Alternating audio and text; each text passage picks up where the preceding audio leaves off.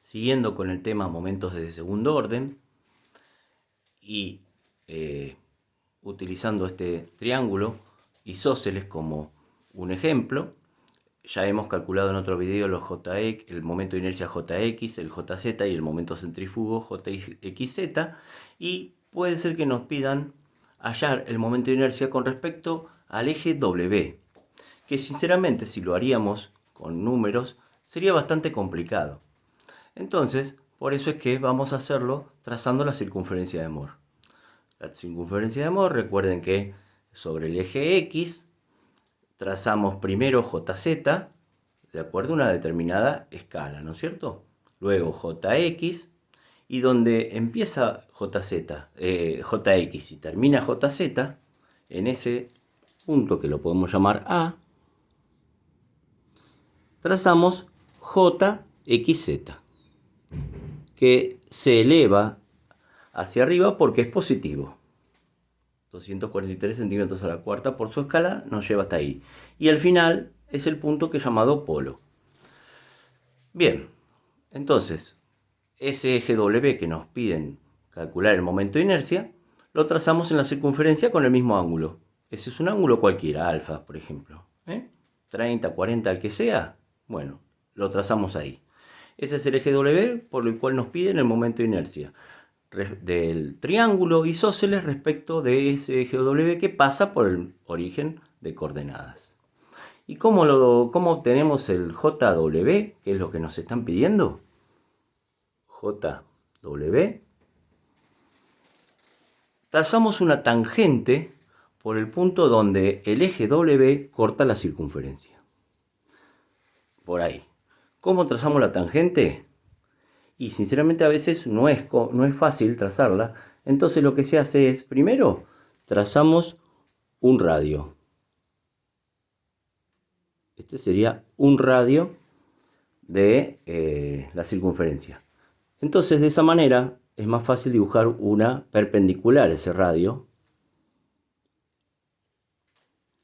Bueno, ahí me quedó vertical porque este ejercicio así da, ¿no es cierto? O por lo menos así me está dando.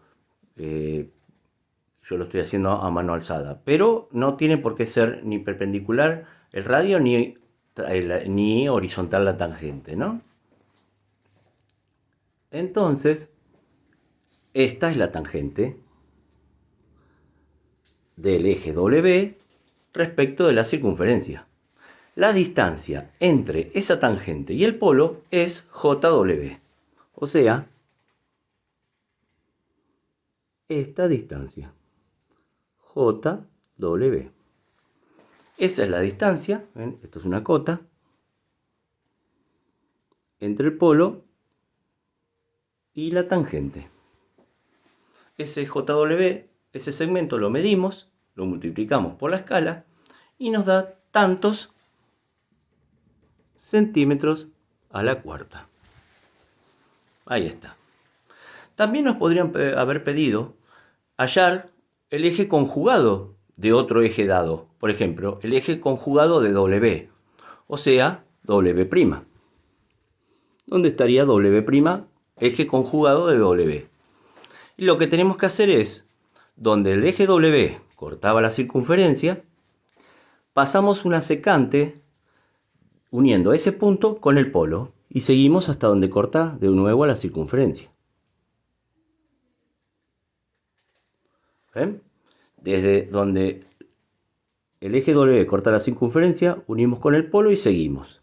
Y obtenemos este punto. Ahí está. Si unimos el origen con ese punto, obtenemos un eje, y este es el eje W'. Eje conjugado de inercia de W. Ahí está. Hallamos también el eje conjugado de inercia de W. La secante, recuerden, tiene que pasar por el polo y por donde los ejes cortan la circunferencia. Y si quiero hallar JW', o sea, el momento de inercia respecto del eje conjugado de W, también es la distancia entre el polo y el eje W'. O sea que por P trazo una paralela a W', esta sería paralela a W', y esta distancia es JW', el momento de inercia del triángulo isósceles respecto del eje W'.